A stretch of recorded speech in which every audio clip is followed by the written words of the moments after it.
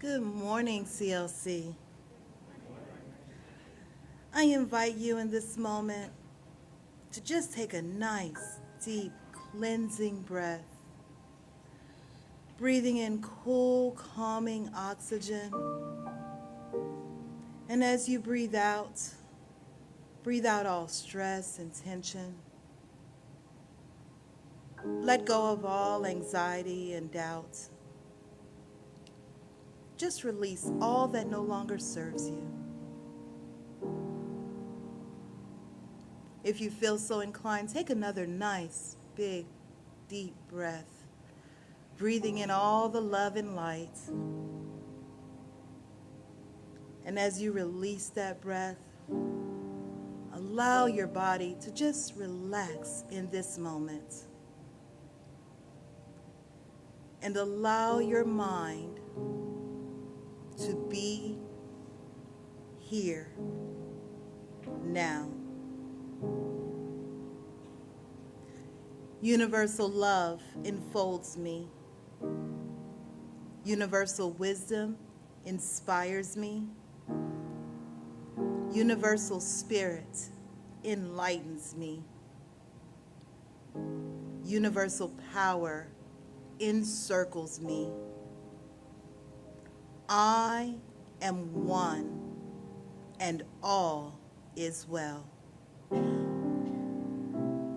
As we begin this inner healing process, let me invite you to relax in quiet confidence, opening yourself to the miracle-working higher power.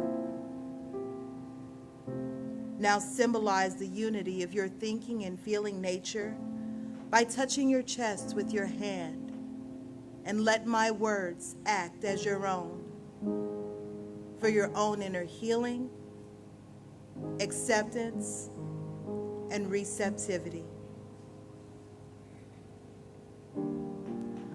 I acknowledge that there is a power, intelligence, and wisdom greater than my own.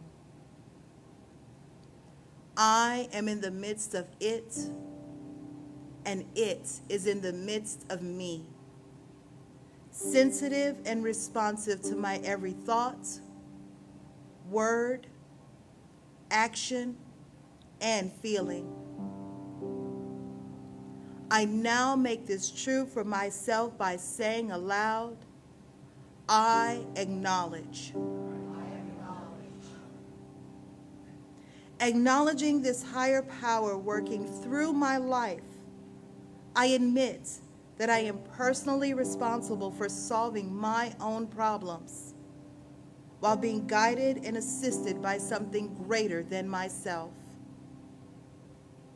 As I am ready to surrender the conflicts of my ego to the wisdom of this infinite presence, I simply speak these words: I surrender.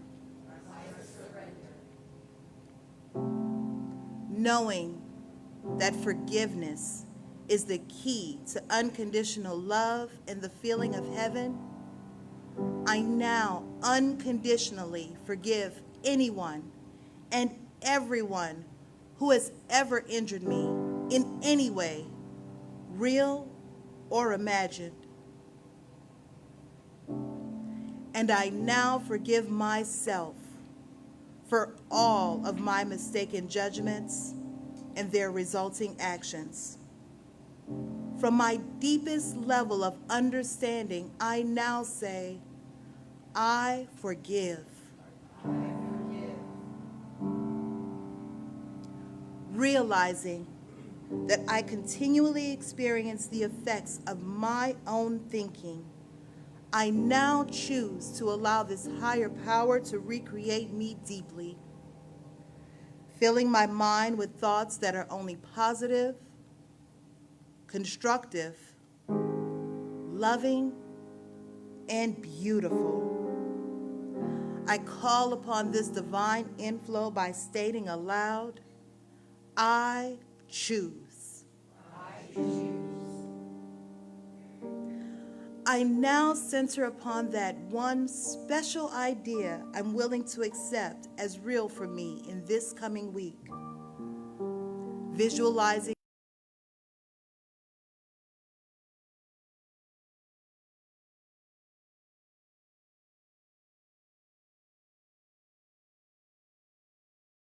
my thought fulfilled and gratefully speak these words. I accept. Knowing that I have an everlasting place in the midst of the power that sustains all creation, as well as the support of all those around me, I allow myself to relax in the peace of fulfillment and gratitude and say, I release. Now, in my mind's eye, I envision the presence of someone near and dear to me. This can be a friend, a family member, a teacher or mentor, someone who has touched my life in deep and loving ways. Someone who may not be physically present in the room with me this morning. I turn toward that image in my mind's eye and say, I'm grateful for the good in your life. Now I open my eyes, turn to the world around me, and joyfully speak to anyone physically present in the room or virtually on this broadcast, and share in confidence and gratitude in saying, I'm grateful for the good in your lives. So the musicians ask, what's the topic today? It's the cosmic prototype. And they're like, oh. Why can't it be like love? That's easier to find music. It's easier to find music for that. It's easier to find music for that. But they have this amazing thing called the internet now that it's just like, I don't know, man. Hey, pull this up sometime. I got this in my Apple News feed, the 20 greatest Christmas recordings by Frank Sinatra. I mean, they're all, you'll know all of them. I didn't think write any, but you know, they're all familiar tunes. But that voice, oh my gosh. Okay, so today is about this prototype. We're in Advent and we're getting ready for something to happen. And I'm drawing, this is the subtitle for this series, is Holmes for the Holidays. Or, as in Ernest Holmes. And drawing some ideas, as always, from him. He's the founder of this teaching, and we bring in a lot of people throughout the year, but we circle back to him, and we will, especially in January when we do the basic series. But let's see what he has to say about this time of year and about the spiritual understanding and the Christ idea and where that all fits into it and what it boils down to. And he loved to boil stuff down. This is really what he was a synthesizer of complicated ideas. It boils down to the idea that there's a spiritual pattern or prototype for creation, for everything that exists in creation. And the mediating level, I guess you'd say, between where this stuff exists as pure thought and where it exists as pure form is symbol, in a symbolic representation of things that bring to mind and bring to heart associations that we have made. We are constantly making associations between what we perceive and how we feel.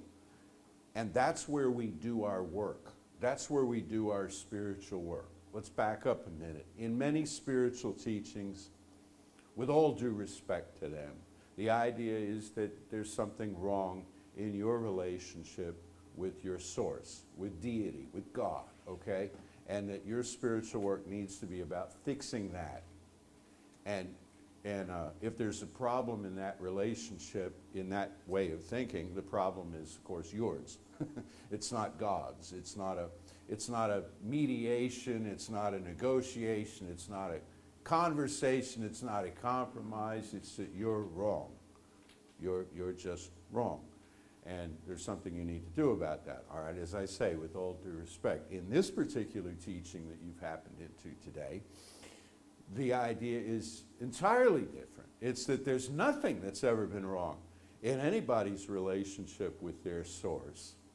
And if there's work to be done, it's within the psyche of the self that's not accepting, that feels unworthy, that feels separate. This is the kicker. We're never separate from our source, but we can feel separate from our source so completely that we manifest the apparent experience of being separate from it. Does that make sense? Yes. Okay.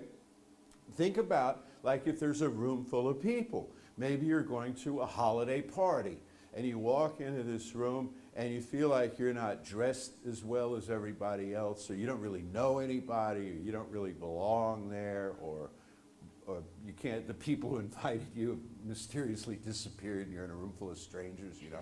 And so you feel how you feel. You feel alienated, you feel a little embarrassed, you feel like you want to run away, okay? Is that the truth of what's really happening there?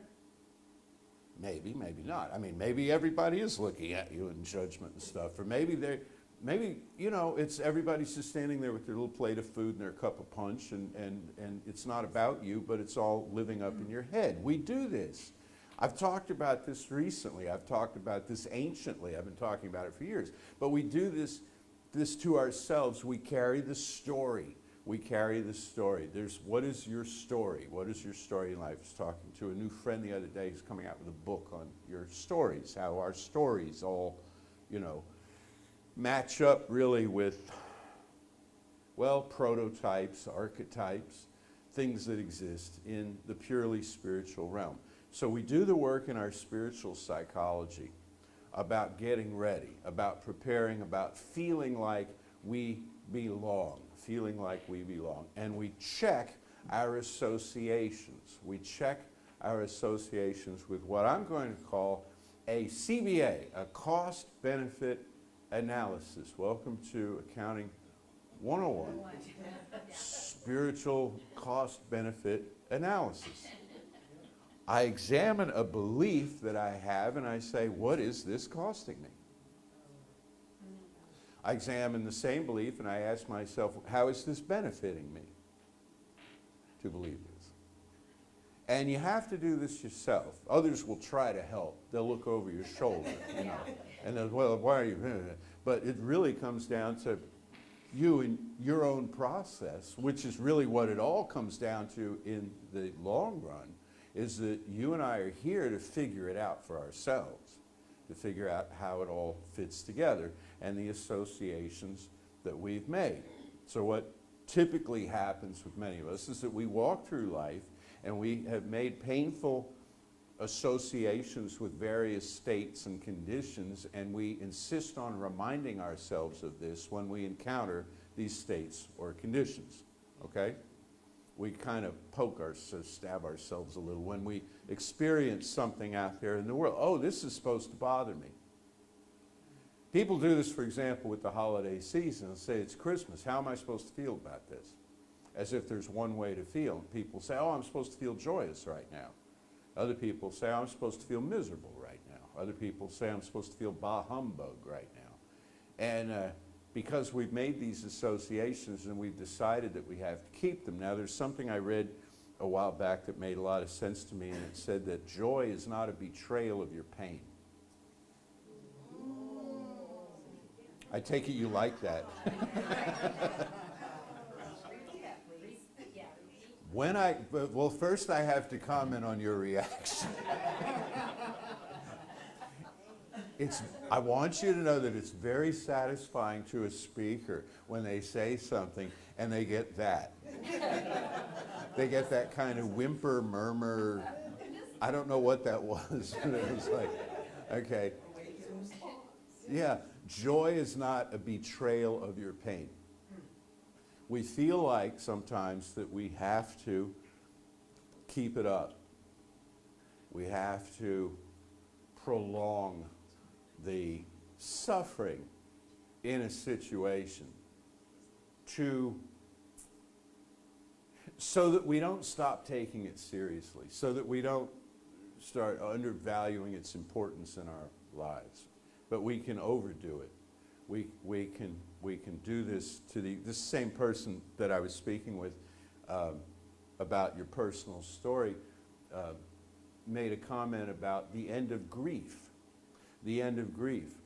People have loss and they grieve. We all do, right? But what if there were a moment,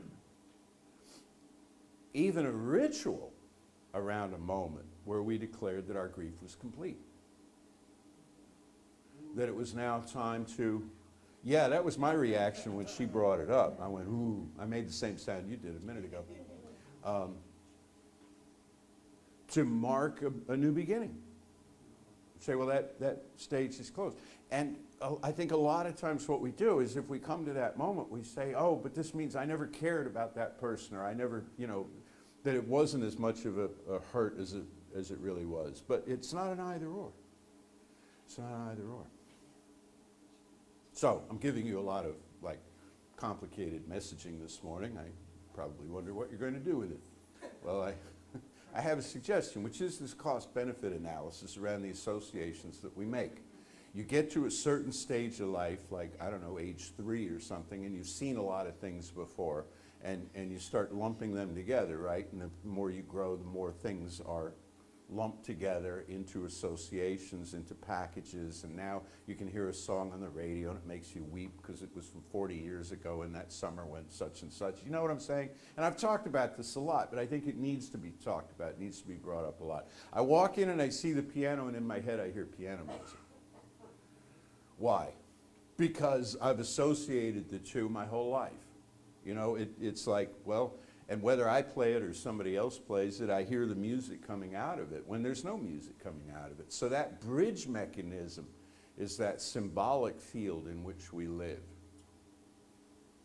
It's the mediating factor between the personal soul and the world soul. All right, let me riff on that a minute. You know how Ernest Holmes talks about race consciousness, or the collective consciousness of the species, right? And Jung talks about the collective unconscious, and means largely the same thing. I have a term that I'm increasingly fond of, which is Animus Mundi, or the world soul, to explain that. There's the personal soul and there's the world soul. The personal soul is the container within of thoughts wrapped in feelings, which become beliefs, which become creative impulses, therefore, in the creative process within the self and in how the self interacts with its world. So there's me doing that with my personal soul and my personal choices, and then here you are next to me and you're doing that too with your thoughts and feelings and into beliefs, and here's another person, and pretty soon you got a room full of us. And pretty soon you've got a world full of us. And that's the world soul, which contains themes, or like threads in a tapestry, maybe, of all of the different belief structures, the architecture of belief in each individual. I contribute to that through the formation of my beliefs, and the more conscious and the more kindly and loving and so on that I can make my beliefs and consequently my actions, the more I elevate the quality of the world soul. The world soul, meanwhile, is influencing me with what's already contained there from everybody who's come before. And you might even argue everything that's contained there from everybody who's gone on. The ancestors, are all informing this collective belief system. So I can pull down out of this world soul whatever I choose. That's wonderful. The thing is that what I'm doing most of the time, what most of us are doing most of the time, is we're pulling stuff down out of the world soul without knowing that we're doing it. We're thinking it's a given. It's a given. I can't think of a better metaphor on the fly than this one. It's like if you turn on the television set and you don't like what's on. Well, there's channels. Now, I had a birthday last week, so, I'm old now. And when I was when I was a little fella, we had 6 TV channels, and I lived in what was at the time the largest city in North America. And we had 6 TV channels, and when UHF came in, we got 2 more. and it was completely awesome, you know. But even in those days, if I didn't like what was on TV, I could get up, and you had to walk across the room to the dial, you know, and I could change the channel. You know what else I could do? Turn the thing off, read a book, look out the window, stand on my head, whatever, you know. But it's like we look at this thing that's in front of us and we say, well, this is the fact set. We even call it a truth sometimes, but this is the fact set of the situation that I have to deal with. And what we're looking at is simply an aggregate belief in the world soul that says, here's what's so about you. And it measures us and it weighs us and it, you know, it quantifies us and qualifies us and it puts us in categories and it puts life in categories and conditions and all of the rest of this, and we draw from this thing unconsciously, and that's what can get in the way. That's what can clog up the valves and stuff, get between us and the source of all creation as this new and fresh and spontaneous thing, is all these associations that we've made. So I'm not here to suggest a whole bunch of new associations, although if you ask, I could come up with some, so could you. Like loving kindness, like, well, what Holmes does is he brings up the mind of the child, particularly in regard to the Christmas season.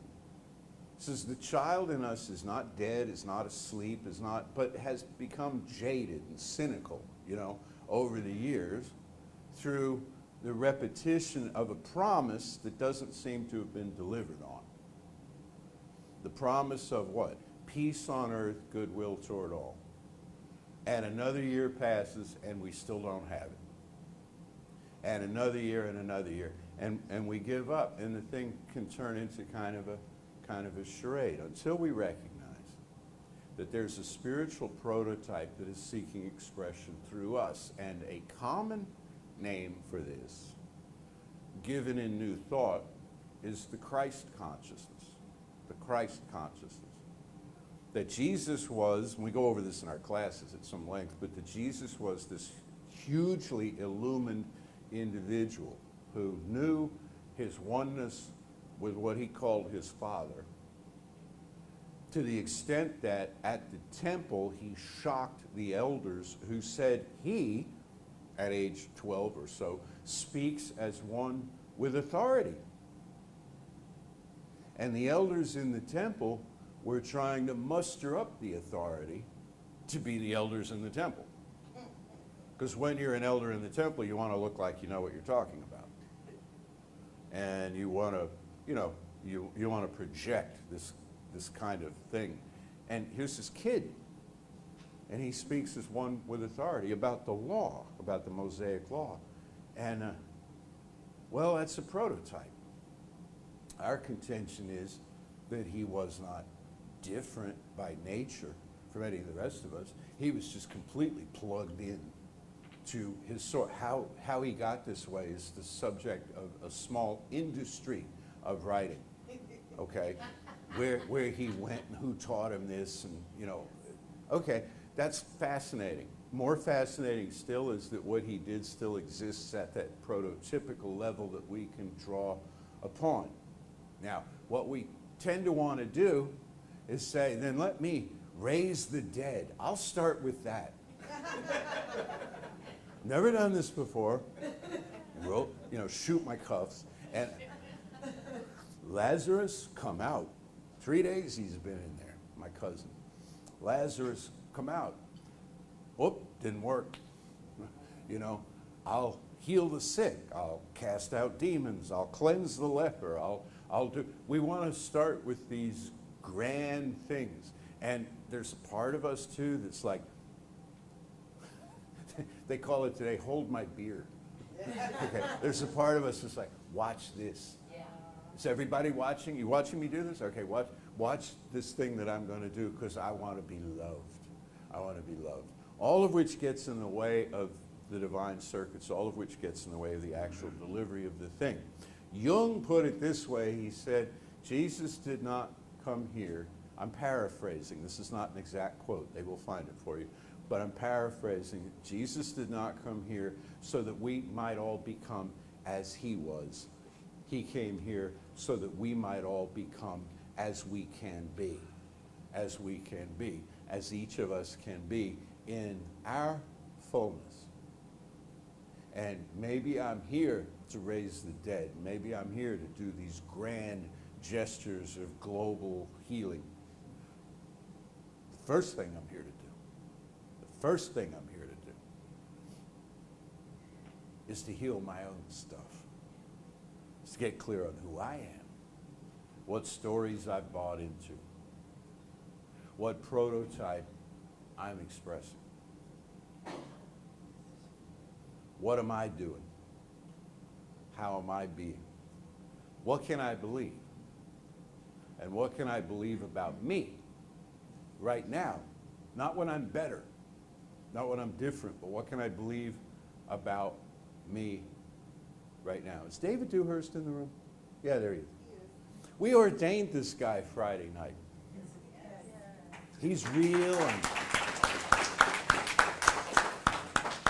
he's official now, and he was saying, people were asking him, I thought you were a minister already. It says here, and they're going through the, and he was, but there's a final step that you take when he's ordained. And, David, sitting there on Friday night, might have been thinking this. He might have been thinking, this is wonderful to be ordained into the Centers for Spiritual Living Ministry on Friday night. But he's thinking, tomorrow night, Saturday night, I'm going to win the Heisman Trophy. Could have been what he was thinking. He didn't win the Heisman Trophy. Caleb Williams won the Heisman Trophy, the excellent quarterback from USC. No one from this center has ever won the Heisman Trophy. And people, I think we need to do something about that. They offer the thing every year. The reason David didn't win the Heisman Trophy is he doesn't play football. He's never played, probably, American football. He's played football, But he also hasn't won the World Cup. So, is it believable to us, these certain things? I'd like to be an astronaut. Well, that ship has probably sailed. That ship has probably rocketed off into the heavens, But there's certain things I might do on the periphery of that. And who knows? They're taking civilians. So, it could be. But is it believable to me? Is it believable to me to the point where I'm willing to dedicate and set aside a significant period of time to convince myself of the possibility of all of this while releasing everything that seems to stand in the way of it? To be an astronaut? No, I'm not. I have other things to do. I have other things I'd rather do. That's what I mean by living our own potential, not living the potential of fame and glory and notoriety and even great wealth that's projected onto us is what we should want. The best gift you can give somebody is not what you think they should have, but what they want. Think about that. Are you gifting people this holiday season, friends and family? If you've been listening to them through the whole year, you have an idea what they'd like. Or at least what their affinities are and their interests are, And you're not like, ooh, I'd like that, so I'll give it to them. That gets re-gifted. And, circles back to you in the year to come. So we listen to, I guess the word is authentic. We listen to the authentic self within about who am I and what can I accept and who am I really and who am I really, and we come to a fullness of the great I am. Now this last part I'm going to get more into next week. I'm only keep you another 5 minutes or so. But it's something I want you to think about, if you would. And I'll be checking down your chimney. When we treat about improved conditions in our life, we're treating, I'm going to use my fist here for a moment. Here's the process of treatment about an improved condition in my life. And here at the thumb is where I am right now, and here at the pinky is where I want to be. Okay? And so this is increased good, and whatever. More friends, more creative ideas, whatever it is that you want to treat about, okay? And so we do this, and actually it works out because we've got 5 steps, see? That's why I picked the fist. It's clever, no? More on that in January. So we go, there's one life, and that life is spirit, and that life's all the life there is, and that life is my life now. And that's pretty much the first 2 steps right there. And therefore I declare blah, blah, blah about this thing that I want to create in my life as though I already had, and I affirm that it's here now. And I'm grateful about that, and I release the whole thing. Well, this is what I'm doing in treatment. All around this is everything else I believe. All around this is everything else I believe. So when I come to this, and I'm like, well, I don't know if I really deserve it.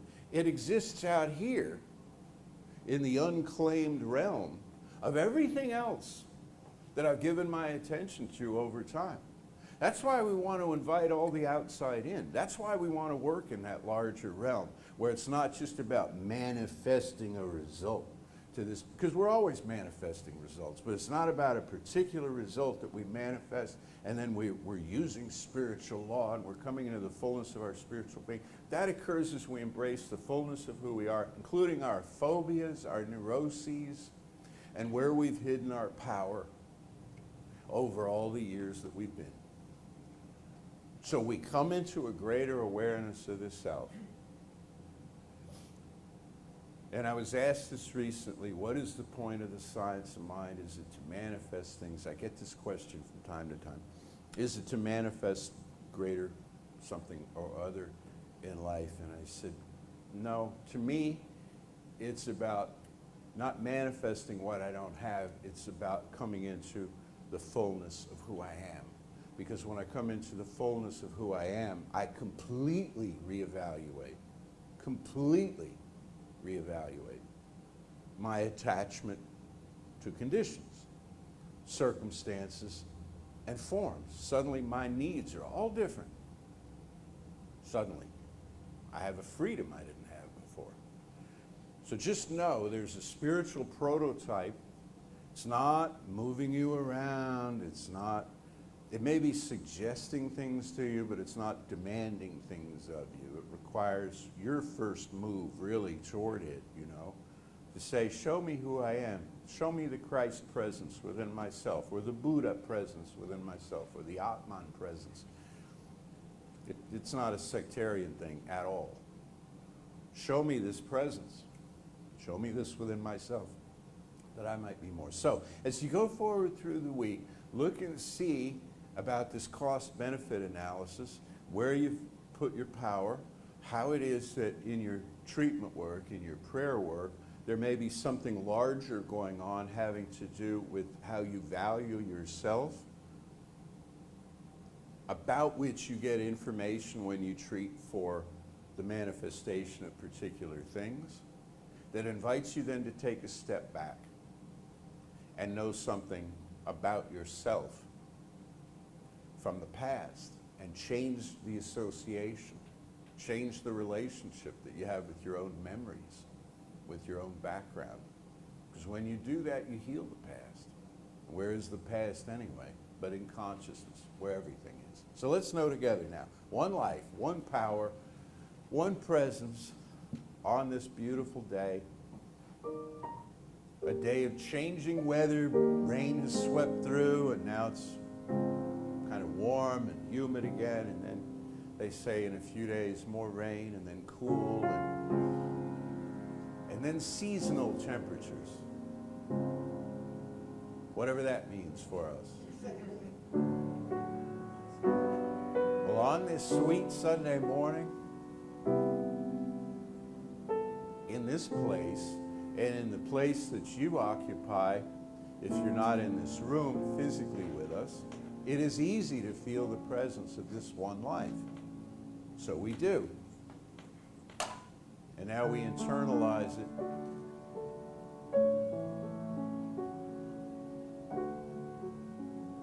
And we we feel ourselves expressing it through our thoughts, words, actions, through the gift that we are to life. I affirm and know for each of us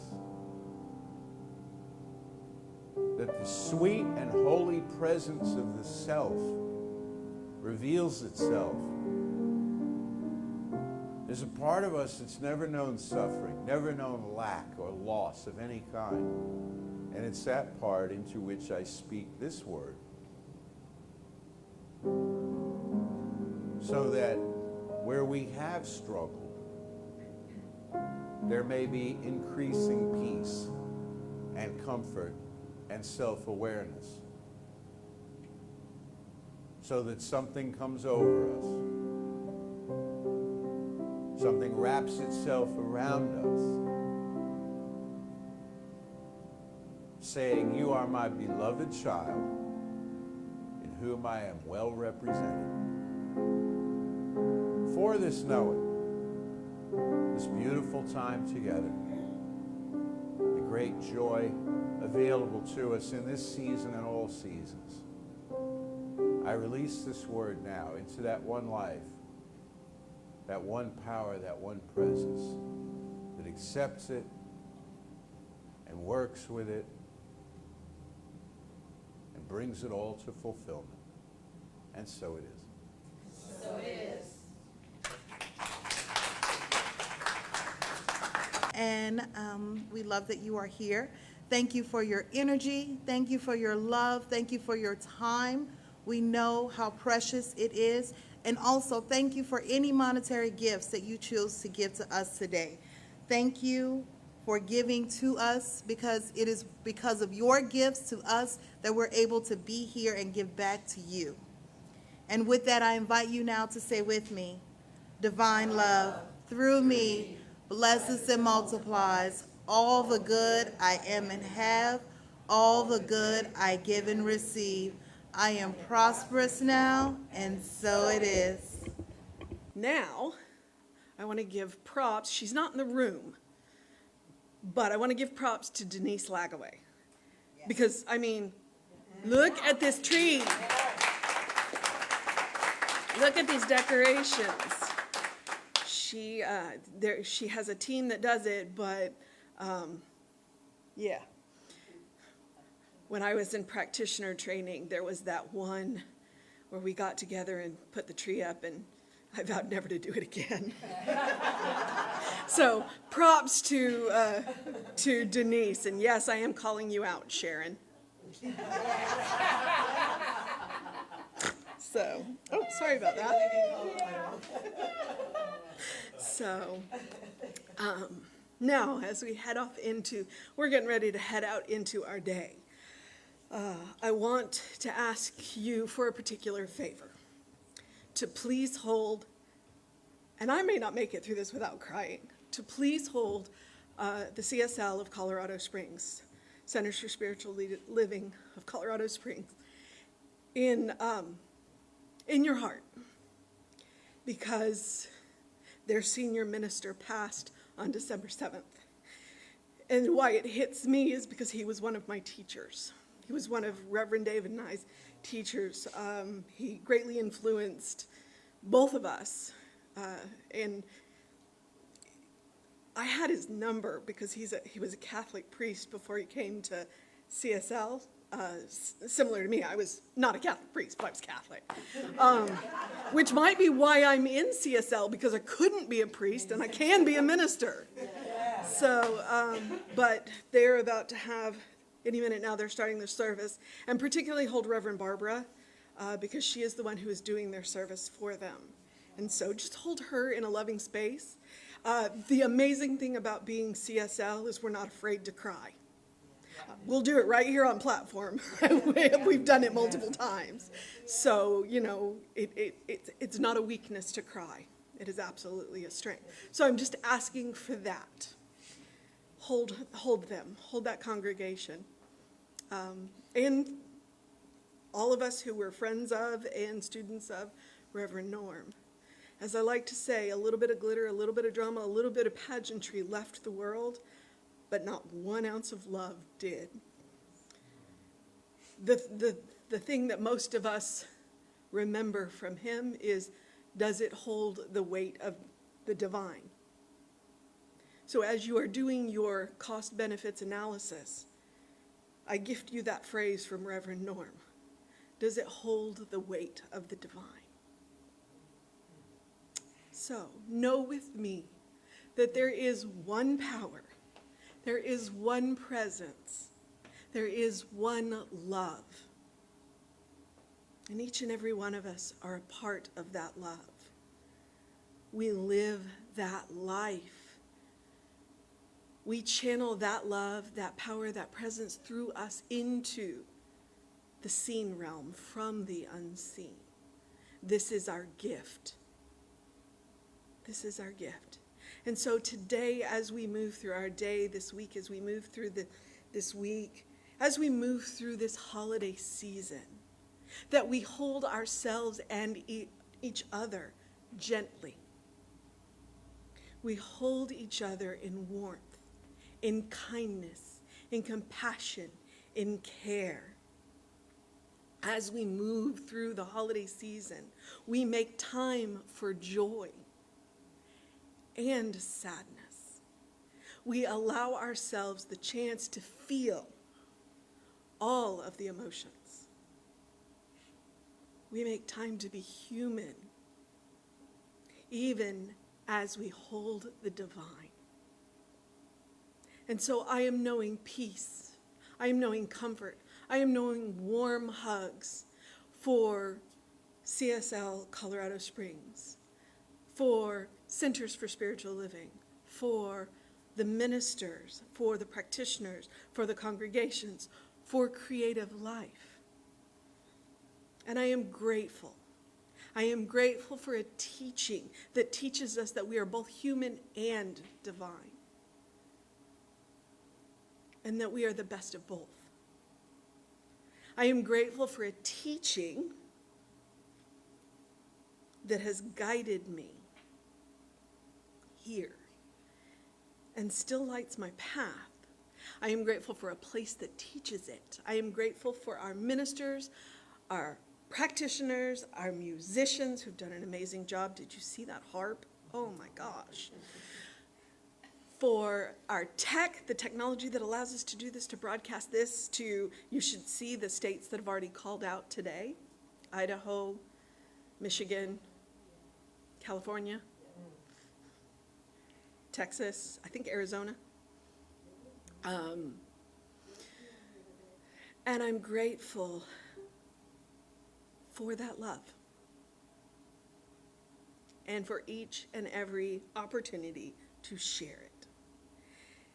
And I relax into this knowing that it is so, and so it is. So it is. Say with me now, something wonderful is happening through me. Something wonderful is happening through me. I feel it in my body. I feel it in my body. I feel it in my mind. I feel it in my I mind. feel it in everything I am. I feel it in everything I am. I choose it. I choose it. I trust it. I trust I it. use it. I use it. And I love it. And I love it. So it is. And so it is.